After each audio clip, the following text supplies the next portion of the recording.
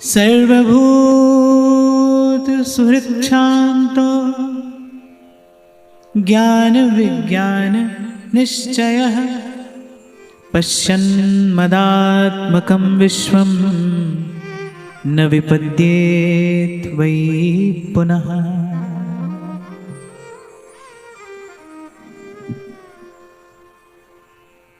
तो इस घोर संसार में, इस विषम संसार में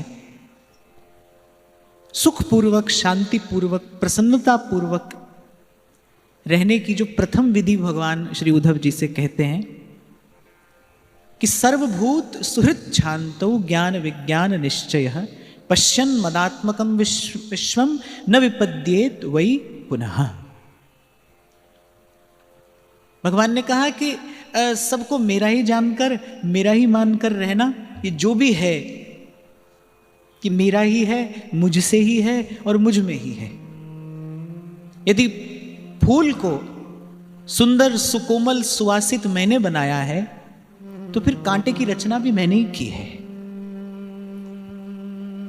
और आप थोड़ा विचार करोगे, आप थोड़ा इसका अनुभव करने का प्रयास करोगे तो आप पाओगे कि वस्तुतः और अंतर में बने राग द्वेष रूपी द्वंद्व के कारण ही मन में अशांति है। देखो, जैसा मैंने कहा, ये घोर संसार है, ये विषम संसार है। महाप्रभु तो कहते हैं जिन अब भ्रम ही गुण सलिल पर। हम संसार को भव सिंधु कहते हैं ना। इस संसार रूपी भव सिंधु में जल कौन सा है? त्रिगुण का जल है। और उसी में ही मन डूबता इतराता रहता है, कभी भला कभी बुरा, कभी सुख कभी दुख, कभी गर्मी कभी सर्दी, कभी मन का भाया होता है, कभी मन का भाया नहीं होता, कभी संपत्ति है कभी विपत्ति है, कभी निंदा है कभी स्तुति है, कभी हानि है कभी लाभ है। आप देखो जीवन भर मन चित्त चिंतन वृत्ति इसी त्रिगुण रूपी जल में ही तो डूबती इतराती रहती है। तो ध्यान देना, जिसे हम संसार सिंधु कहते हैं, इस संसार रूपी सिंधु में जल किसका है? त्रिगुण का जल है। त्रिगुण अर्थात सत्वगुण, रजोगुण और तमोगुण। और गीता में भगवान ने अर्जुन से भी कहा कि त्रैगुण्य विषया वेदा निस्त्रैगुण्य भवा अर्जुन। जो सुखी होना चाहता है, जो शांत होना चाहता है, जो प्रसन्न रहना चाहता है, उसे इस त्रिगुण से पार जाना पड़ेगा। त्रिगुण से पार जाने की एक ही युक्ति है, त्रिगुण से पार जाने की एक ही विधि है। देखो भाई, आंख से, इस चमड़े की आंख से तो सब दिखाई पड़ेगा, पर इस त्रिगुण से पार जाने की, इस द्वंद्व से पार जाने की यही युक्ति है कि मान लिया जाए कि भाई ये सब प्रभु का ही है और यही सत्य है। और यही सत्य है। सत्य को मान लेने से ही शांति है, सत्य को मान लेने में ही सुख है। यही सत्य है कि संसार की रचना प्रभु ने की है। जैसा मैंने आपको निवेदन किया, अगर फूल प्रभु ने रचा है तो कांटा भी प्रभु ने ही बनाया है, ये प्रभु की रचना है। तो एक बार यहीं से आरंभ करना है। भगवान ने कहा सबसे पहला काम यही करना। इससे क्या होगा? इससे गुण दोष देखने में नहीं आएगा। गुण दोष देखने में नहीं आएगा तो मन में द्वंद्व नहीं होगा, आप राग द्वेष से बचे रहोगे, मन शांत रहेगा, मन प्रसन्न रहेगा। कल भी हम चर्चा कर रहे थे, संत भी इसी संसार में रहता है, मस्त रहता है, मगन रहता है। कैसे रहता है? और आप देखो, आपके मेरे पास तो फिर संसार की बड़ी सुविधा है, संपत्ति है, पद प्रतिष्ठा और जाने क्या क्या। एक साधु अकेला अपने प्रभु के भरोसे, वो मस्त है, वो आनंद है। किस विधि है? सिय राम मैं सब जग जानी, करहूं प्रणाम जोरी जुग पानी। यही बात भगवान ने श्री उद्धव जी से कही। सर्वभूत सुहृद शांतो ज्ञान विज्ञान निश्चयः पश्यन् मदात्मकं विश्वम। और भगवान ने कहा ऐसा यदि कोई जान ले, मान ले, यदि इसका अनुभव हो जाए तो फिर भगवान ने कहा न विपद्येत वै पुनः। और वो कभी विपन्न नहीं होता, वो कभी अभावग्रस्त नहीं होता। उसके रोम रोम में प्रसन्नता भरी रहेगी, उसके रोम रोम में आनंद भरा रहेगा। जब श्री पीपा जी और श्री सीता सहचरी जी श्री चीधर और चीधराइन जी के यहां पहुंचे तो बड़ा यश सुना था उनका, उनके भजन का, उनकी साधु सेवा का। जब उनके यहां पर पहुंचे तो जब उनकी कुटिया देखी और जब उनकी ओर देखा तो कहते हैं बड़े आश्चर्य में पड़ गए। कुटिया देखी तो कैसी कि बैठने के लिए आसन नहीं है, मुट्ठी भर अनाज घर में नहीं है, तन ढकने के लिए पूरा वस्त्र नहीं है। और जब उनके मुख की ओर देखा, उनके हृदय की ओर देखा, जब उनके निकट बैठकर उनका भाव जाना, तो उनको लगा कि इनसे अधिक संपन्न इस संसार में और कौन होगा। जाको कछु न चाहिए सोई शहंशाह। आप और मैं क्या सोचते हैं? ठाकुर जी से प्रार्थना की, ठाकुर जी ने सुन ली, ये बड़ी ठाकुर जी की कृपा है। हमने मांगा, हमें मिल गया। मांगने पर मिल जाए ये प्रभु की कृपा नहीं है। मांगे ही ना कोई, किसी को मांगने की आवश्यकता ही ना हो, कोई अपने आप में तुष्ट पुष्ट हो जाए, कोई प्रभु के विधान में संतुष्ट हो जाए, ये प्रभु की कृपा है, ये संत की कृपा है, ये सत्संग की कृपा है। जाको कछु न चाहिए सोई शहंशाह। जो अभी और चाहता है वो तो विपन्न है, वो अभावग्रस्त है, वो दरिद्र है। वो कुटिया में बैठा हो या वो महल में बैठा हो, वो भूमि पर पड़ा हो या स्वर्ण के सिंहासन पर चक्रवर्ती सम्राट की भांति बैठा हो, यदि अभी कुछ और चाहता है तो वो भी अभावग्रस्त है, वो विपन्न है, वो विपन्न है।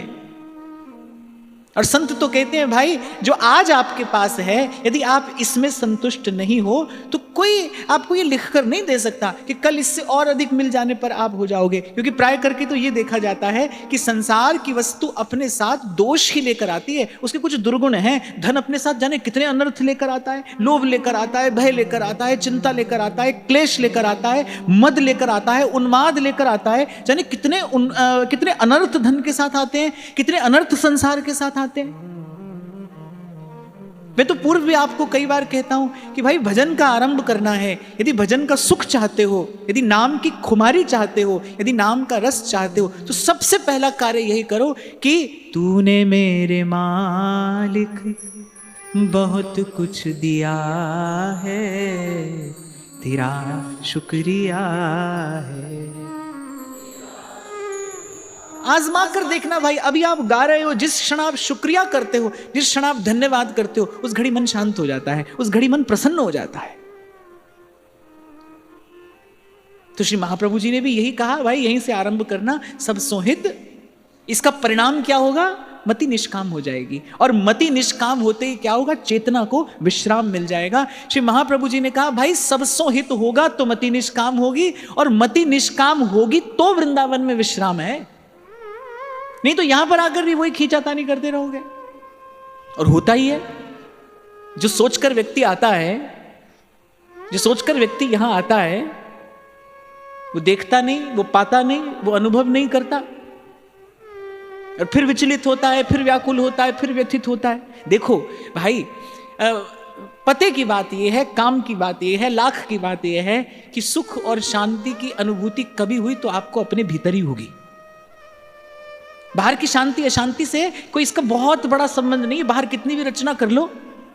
मैं आपको अपना छोटा सा अनुभव बताता हूं कि कभी कभी ऐसा लगता था कि एक एकांत स्थान हो, कोई शोर ना हो, और किसी का आना जाना ना हो, ऐसा स्थान हो तो भजन करें, ऐसा स्थान हो तो भजन करें। ठाकुर जी ने कुछ दिनों के लिए ऐसे स्थान पर भी भेज दिया, पर कोई भजन नहीं हुआ। जैसा सोचते थे वैसा कोई भजन नहीं हुआ, कोई चिंतन नहीं हुआ। फिर मन ने इस बात का अनुभव किया, भाई यदि शांति है तो फिर या तो अभी है, यही है, और यही नहीं है तो फिर कहीं नहीं है। तो भगवान ने कहा कि उद्धव, इस विषम संसार में ध्यान से रहना, संभल कर रहना, जागते हुए रहना, संभलते हुए रहना, और सबसे पहला कार्य यही करना, भाई किसी में गुण दोष मत देखना, सबको मेरा ही जानकर, मेरा ही मानकर, सिया राम मैं सब जग जानी, करहूं प्रणाम जोरी जुग पानी। बस यही एक विधि है जिससे व्यक्ति अभाव से बच सकता है, प्रसन्नता का अभाव, सुख का अभाव।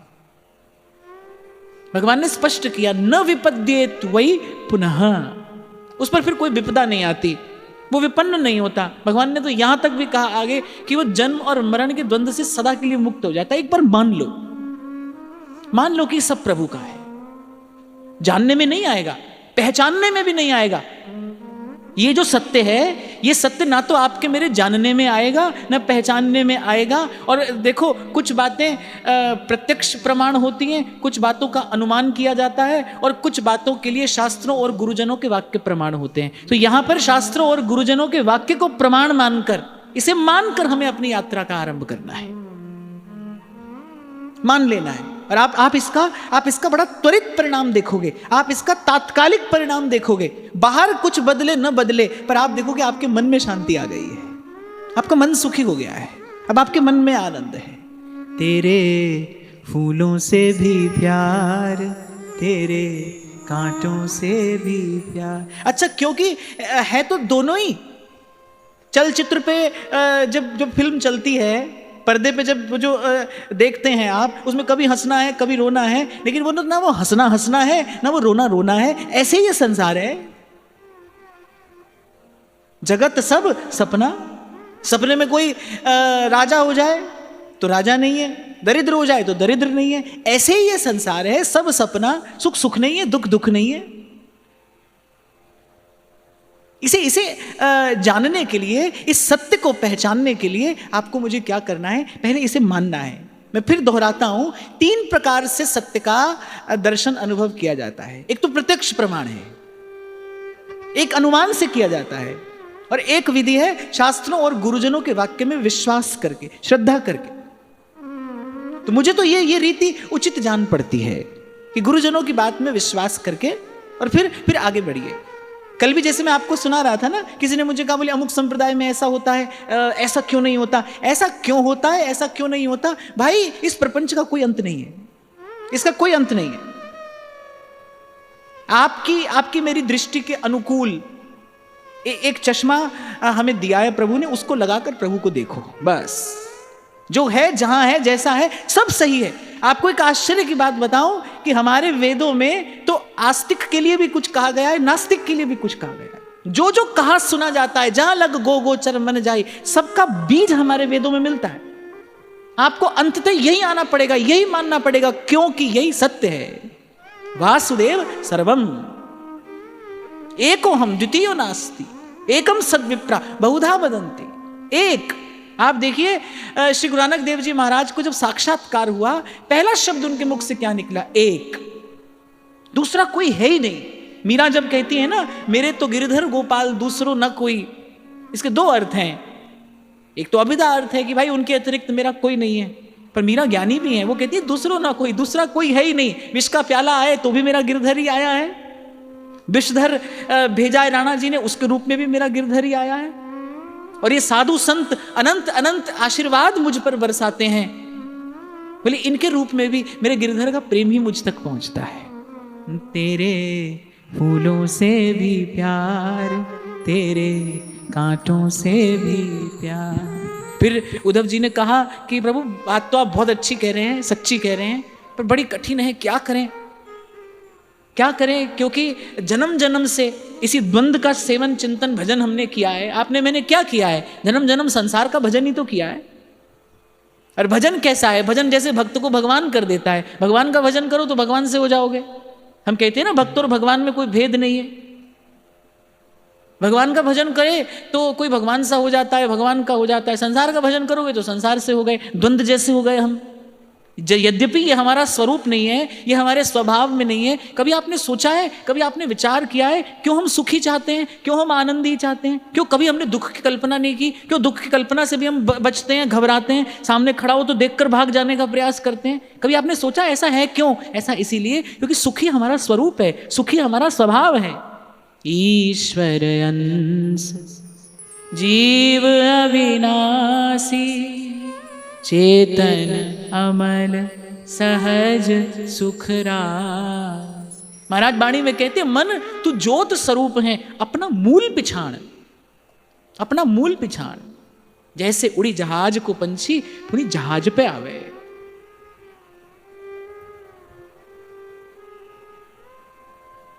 तो फिर भगवान ने कहा कि फिर उद्धव जी इतना प्रयास तो अवश्य करना कि गुण का संग्रह करते चलना। साधु ऐसा चाहिए जैसा सूप सुभा, सार सार को गह रहे थोथा देत उड़ाए। अच्छा, सार और असार की बुद्धि भी केवल इतने के लिए ही करनी है कि सार का ग्रहण करके और असार की उपेक्षा कर दी जाए। निंदा नहीं, निंदा नहीं, उपेक्षा। में देखता हूं कि बहुत से लोग अपने प्रवचन में दिन भर माया काम वासना इसी को कोसते ही रहते हैं। आप छोटा सा एक उदाहरण मैं आपको देता हूँ, आपसे ही पूछता हूँ। चलो, अब आपके घर में किसी को बुखार हो जाए, अब वो व्यक्ति दिन भर अरे मर गया ये और वो ऐसे रोता रहे तो क्या आपको अच्छा लगेगा? अरे बुखार आया है तो भाई 3-4-5 दिन लगेंगे, गोली खाओ, आराम करो। काम काम करने से काम नहीं मिटता भाई, राम राम करने से काम मिटता है। कितना भी इसके बारे में आप चर्चा कर लो, आप जीवन भर इसकी चर्चा करते रहो, तो भी ये रोग तो भाई हरि का भजन करने से ही जाएगा। मन ममता का जो दाग है वो तो प्रभु का भजन करने से ही छूटेगा। इसकी चर्चा करने की कोई आवश्यकता नहीं है और उसका कोई लाभ नहीं है। इसीलिए हमारे महाप्रभु जी तो कहते हैं अलम विषय वार्तया नरक कोटि विभत्सया। बोले इसकी चर्चा क्या करनी? मैं आपसे ही पूछता हूं, एक एक परिस्थिति में आपको 4 शब्द बोलने की अनुमति दे कोई, कि आपको 4 ही शब्द बोलने हैं। मैं बहुत पापी हूं या प्रभु बहुत दयालु हैं, इन 4 में से कौन से शब्द अच्छे हैं? प्रभु बहुत दयालु है, यही बोलने में लाभ है भाई। कि ये अब इसमें अपना भी हित है, जो सुन रहा है उसको भी सुख है, और प्रभु का स्मरण करने से नाम जपत मंगल दिसि दसहु, अपना दोष पहचान कर उसको मार्जन करने का ईमानदारी से प्रयास करिए। अब क्या कहते रहो हमें काम है, क्रोध है, अरे भाई है ही, ये बताने की क्या बात है? जो दंभ करते हैं, मैं देखता हूं बहुत लोग, अरे दास तो ऐसा है, दास तो वैसा है, हम तो ऐसे, हम तो वैसे, ये सब क्या है? ये सब दैन्य का दंभ है। अरे भाई हम जानते हैं हम कैसे हैं। ये मन का रोग, ये मन के द्वंद, ये मन की पीड़ा, ये मन की वेदना, सब है रोग की औखद नाम। हरि का भजन करने से जाएगा भाई, कितनी भी इसकी चर्चा करो। तो जो असार है, जो त्याज्य है, उसकी चर्चा नहीं करनी है, उसकी निंदा भी नहीं करनी है, बस सहज में उसकी उपेक्षा कर देनी है। बस उसकी उपेक्षा करते हुए और आगे बढ़िए। साधु का जीवन तो यही है। अच्छा देखो, जो ज्ञान भगवान ने अर्जुन को दिया वो युद्ध में प्रवृत्त कराने के लिए दिया है, लेकिन ये विशेष है, ये जो उद्धव गीता है, ये जो वार्ता श्री कृष्ण और उद्धव जी के मध्य में हुई है, ये विशिष्ट है क्योंकि ये भगवान में लगाने के लिए है, इसलिए अत्यंत सरस है। गीता जी का जो ज्ञान है ना, वो थोड़ा शुष्क ज्ञान है, पर ये जो बात है ये बड़ी मीठी बात है। आगे भगवान बताएंगे कि कैसे एक एक पग चल के मेरे पास आना है, कैसे एक एक पग चल के मेरे निकट आना है। तो गुण का संग्रह करते चलिए। ये जो ज्ञान है ये हमारे भाव को प्रभुमय, नाममय, रूपमय कर देने के लिए है। एक और बात मैं आपको बताऊं कि रामायण महाभारत आदि में जो भी लिखा है, प्रवृत्ति वाला व्यक्ति उसका अधिकारी है, पर श्रीमद् भागवत तो पारमहंस्य संहिता है। ये तो योत्फलम च नंद नंदन, इसका फल तो केवल भगवान है, केवल भगवान है। तो भाई सार को ग्रहण करना, असार की उपेक्षा करते चलना, सहज उपेक्षा। फिर भगवान ने उद्धव जी को एक बड़ा अद्भुत घटनाक्रम सुनाया, जिसे श्रीमद् भागवत जी में अवधूत गीता भी कहते हैं। कैसा हो साधु, कैसा हो साधक, कैसा हो संत। देखो श्री राम सुखदास जी महाराज कहते थे, जो समता को उपलब्ध हो गया है ना, वही संत है, जो समत्व को उपलब्ध हो गया है। कबीर भी यही बात कहते हैं, और कबीर जी तो बहुत जोर देकर कहते हैं कह कबीर काया ना जा रे, और घर में रहे उदासी, अपना सा जीव सबको जाने, सहज मिले अविनाशी। कबीर जी तो कहते केवल इतना हो जाने से ही भगवान मिलते हैं, अपना सा जीव सबको जाने। आपको गर्मी लगती है तो आपके घर में जो सेवक सहयोगी है ना, उसको भी लगती है। आपको यदि रबड़ी पुआ अच्छा लगता है ना, तो उसको भी अच्छा लगता है। अपना सा जीव सबको जाने, और बस यहीं से मंगलाचरण होता है वास्तविक उपासना का, सत्य की उपासना का। तो भगवान ने एक व्याख्यान सुनाया, किस प्रकार गुण का संग्रह करते चले इस संसार में। तो राजा यदु और श्री दत्तात्रेय जी का यह संवाद है। आप सबने सुना होगा कि श्री दत्तात्रेय जी ने 24 गुरु बनाए। 24 गुरु बनाए अर्थात सबसे कुछ ना कुछ सीखा। किसी से शिक्षा ली जाती है, किसी से दीक्षा ली जाती है। पर मैं कहता हूं, हमारे व्यास जी क्यों कहते हैं संत सभई गुरुदेव हैं? क्योंकि व्यास जी कहते हैं भाई सब संत कुछ ना कुछ सिखा रहे हैं, सब संत कोई ना कोई भली बात सिखा देते हैं, सब संत प्रभु के निकट जाने का मार्ग ही बता रहे हैं, इसीलिए संत सभई गुरुदेव हैं। तो भगवान ने उद्धव जी से कहा, प्रायेण मनुजालोके लोक तत्व विचक्षणा समुद्धरन्ति यात्मानम् आत्मनैवाशुभाशया आत्मनो गुरुरात्मैव पुरुषस्य विशेषतः यत् प्रत्यक्षानुमानाभ्यां श्रेयोसावनुविन्दते। सबसे पहले तो भगवान ने कहा कि ये जो मनुष्य शरीर है, भगवान ने कहा प्रकृति के महामाया का एक अंश प्रकृति है और प्रकृति में अनंत कोटि ब्रह्मांड हैं। अनंत कोटि ब्रह्मांडों में एक ये ब्रह्मांड है, फिर उसमें पृथ्वी है और फिर उसमें भी जाने कितने भोग देश हैं और उसमें भी ये भारत भूमि कोई मनुष्य होकर जन्मे बड़े भाग मानुष तनु पावा सुर दुर्लभ सोई ग्रंथनि गावा।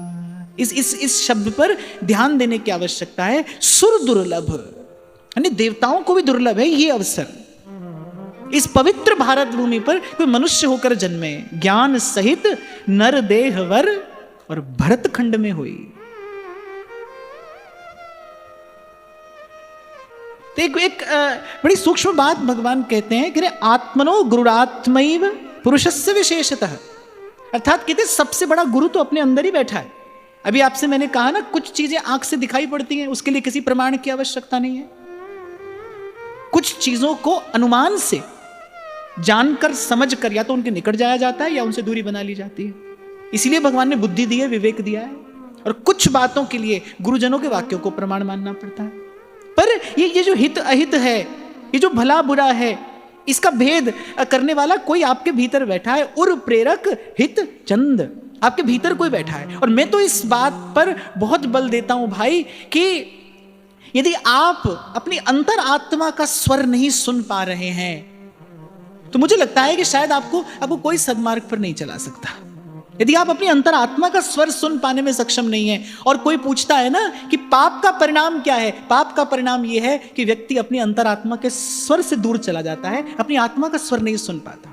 पाप का सबसे बड़ा ताप क्या है, पाप का सबसे बड़ा परिणाम क्या है कि अपनी आत्मा का स्वर मंद पड़ जाता है, फिर सुनाई नहीं देता, फिर व्यक्ति को वो अनुचित ही उचित लगने लगता है। आप देखो जो व्यक्ति गलत कार्य करता है, कभी कभी आप देखो गलत कार्य करने वाला बड़े गर्व से गलत कार्य करता है, उसको वो गलत लगता ही नहीं। कि क्या है, ये बहुत अधिक पाप का परिणाम है। एक सज्जन व्यक्ति को यदि ऐसा करना पड़े तो उसे हो सकता है बहुत कठिनाई हो। आप देखिए कि भगवान के कहने पर भी बड़ी कठिनाई से महाराज युधिष्ठिर के मुख से निकला अश्वत्थामा मारा गया। भगवान कह रहे हैं, फिर युधिष्ठिर जी कहते हैं कि त्रिलोकी का राज्य मिल जाए पर मैं असत्य नहीं बोल सकता, मैं असत्य भाषण कर ही नहीं सकता, ये बोझ मेरी आत्मा वहन ही नहीं कर सकती। तो पाप का परिणाम यही है भाई, अगर आप सत्कर्म नहीं करते और जिस कर्म का निषेध किया गया यदि वही कर्म आप बार बार करते हैं तो उसका क्या परिणाम होगा, आपको गलत ही ठीक लगने लगेगा और बस इसी प्रकार पतन होता चला जाएगा। नारद जी तो भक्ति सूत्र में कहते हैं कि जो दुर्गुण हैं, ये जो दुर्गुण हैं ये ऐसे ही छोटी सी लहर की भांति आपके जीवन में आते हैं। कोई भी दोष, कोई भी दुर्गुण है वो हाथ जोड़कर आएगा, फिर आपका स्वामी बन के बैठ जाएगा, फिर आपके माथे चढ़ के बैठ जाएगा। माया भी तो ऐसे ही आती है और खास तौर से साधु के पास तो माया ऐसे ही आती है। लोग हाथ जोड़ते हैं और महाराज जी के चरणों में भेंट धरते हैं, ऐसे हाथ जोड़े जोड़े माया आती है और फिर वो सर पर चढ़कर बैठती है। तो सबसे बड़ा गुरु अपने भीतर बैठा है भाई। उर प्रेरक हित चंद, ध्यान रखना हमारे सत्कर्म हमें अपनी आत्मा का वो स्वर सुनाने में सहायक होते हैं, इसलिए सत्कर्म करना है। अंतःकरण शुद्ध रहे, निर्मल रहे, हम अपना भला बुरा विचार सकें, हम अपना हित अहित सोच सकें। पूर्व भी हमने चर्चा की थी कि आप भारत भूमि में मनुष्य होकर जन्मे हैं, ये तो इष्ट की कृपा है ही, और फिर सत्संग में आकर बैठे, ये गुरुजनों की कृपा है, संतों की कृपा है। अब तो हमें स्वयं पर कृपा करनी है, अब तो आत्म कृपा की आवश्यकता है, हम स्वयं पर कृपा करें। कुछ ऐसा है भाई, कुछ ऐसा है जो प्रभु की कृपा से होगा और कुछ ऐसा है जो प्रभु की कृपा का अवलंब पाकर आपको करना है। प्रभु ने तो कृपा कर दी।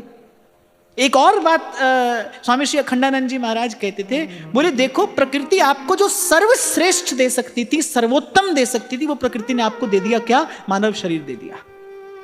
बस जो सर्वश्रेष्ठ मिल सकता था वो आपको मिल गया। जैसे कोई कितना भी ऊंचा पहाड़ क्यों ना हो, पर कहीं उसकी चोटी तो है ना, वहां पर पहुंच जाओ तो उसके बाद तो नीचे आना ही है। अब यहां तक तो आप आ गए, सबसे ऊंची चोटी पर। अब तो क्या करना है, अब तो श्रद्धा और विश्वास के पंख लगे और कोई उड़ जाए यहां से, नहीं तो भाई इसके बाद तो फिर पतन ही पतन है। आप देखो मनुष्य के शरीर की रचना कैसी है, वृक्ष नीचे से ऊपर की ओर जाता है, आप वृक्ष की जड़ में पानी दो, वो पोषण ऊपर की ओर जाता है।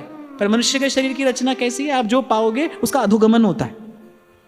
हमारी जीवनी शक्ति भी जो है साधारण स्थिति में क्या होता है, उसका अधोगमन ही होता है। मन विषय का चिंतन करता है, ये मन की शक्ति का अधोगमन है। शरीर बार बार विषय का सुख चाहता है और इस प्रकार शरीर की शक्ति का अधोगमन होता है। जो भोजन भी हम पाते हैं उसका भी अधोगमन है। क्यों? क्योंकि हम सबसे ऊंची चोटी पर खड़े हैं, यहां से सब नीचे की ओर ही जाता है।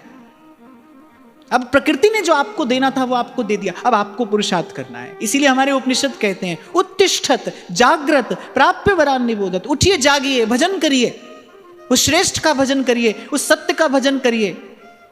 आपको इसीलिए ये शरीर, ये अवसर मिला है। मोक्ष कर द्वारा साधन धाम मोक्ष कर द्वारा, और पाई न जिहि परलोक संवारा। वो मंद भागा है, वो अभागा है, ताको रहिए रोए। तो भगवान ने कहा कि सबसे पहला गुरु तो अपने भीतर बैठा है, उसकी बात सुनकर तन ही राख सतसंग में, मन ही प्रेम रस भेद। एक और छोटी सी बात मैं आपको कहूं कि आप कभी अपने स्वयं को देखो। एक मार्ग है नीति का मार्ग, एक मार्ग है रुचि का मार्ग। आप देखोगे जो सहज में इच्छा होगी ना, वो तो रुचि के मार्ग पर जाने की होगी, भले वो नीति का हो कि अनीति का हो। चाहता व्यक्ति क्या है, रस चाहता है, अभी चाहता है, यहीं चाहता है। वो रस चाहता है, वो सुख चाहता है, अभी मिल जाए, यहीं मिल जाए। मार्ग नीति का हो कि अनीति का। इसलिए बाबूजी धीरे चलना, संभल कर चलना। इसलिए भगवान बार बार उद्धव जी को सावधान कर रहे हैं। इसीलिए कबीर कहता है, गहरी नदिया नाव पुरानी, गहरी नदिया नाव पुरानी, गुरु चरणों से लगे रहना, गुरु चरणों से लगे रहना, कछु लेना न देना मगन रहना, कछु लेना न देना।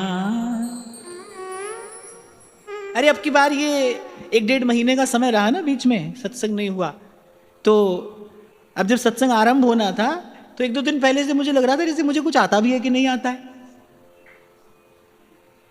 ऐसे लग रहा था जैसे पता नहीं कुछ आता भी है कि नहीं आता है, क्या कहेंगे, क्या बोलेंगे। यानी कहने का मेरा तात्पर्य ये है कि सत्संग की आवश्यकता तो भाई आपको भी है, मुझे भी है, हम सबको है, और सतत सत्संग की आवश्यकता है। और मैं तो ये कहता हूं कि ना तो हम उस स्थिति में हैं और ना हमें कभी उस स्थिति में जाना है कि कभी हमें ये लगे कि अब हमें सत्संग की कोई आवश्यकता नहीं। उस दिन महाराज जी ने एक बहुत अच्छी बात मुझे कही, मुझे बहुत सुनकर आनंद आ गया। ऐसी हम चर्चा कर रहे थे तो ऐसी ठाकुर जी के दर्शन की बात हो रही थी, तो महाराज जी ने एक बात कही, बोले भाई राधा वल्लभ लाल का दर्शन हमें अंतिम श्वास तक सुलभ होता रहे, इसके अतिरिक्त हमें किसी और दर्शन की कोई इच्छा नहीं है, कोई आवश्यकता नहीं, तो श्री जी का दर्शन होता रहे। राधा वल्लभ लाल की ये रूप माधुरी, इसका इन नेत्रों से रस पान करते रहे, किसी और दर्शन की कोई आवश्यकता नहीं।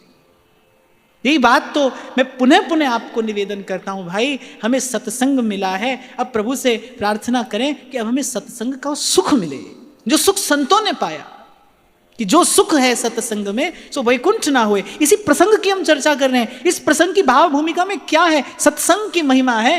भगवान ने उद्धव जी को कहा कि उद्धव जी यहीं रहना चाहते हैं, बोले हाँ यहीं रहना चाहते हैं। पहले तो उद्धव जी थोड़े व्याकुल हुए कि प्रभु आप जा रहे हैं, हम कैसे रहेंगे। फिर उद्धव जी ने कहा नहीं रहेंगे, सत्संग में रहेंगे, आपके साथ नहीं जाएंगे, क्योंकि आपके साथ रहने से भी कहीं अधिक सुख, कहीं गाढ़ा सुख, कहीं बड़ा सुख, कहीं ऊंचा सुख आपके भक्तों के साथ रहने में है। आपके भक्तों के साथ रहेंगे, संतों के साथ रहेंगे, तो बस ऐसे रहेंगे, संसार में सदा रहेंगे।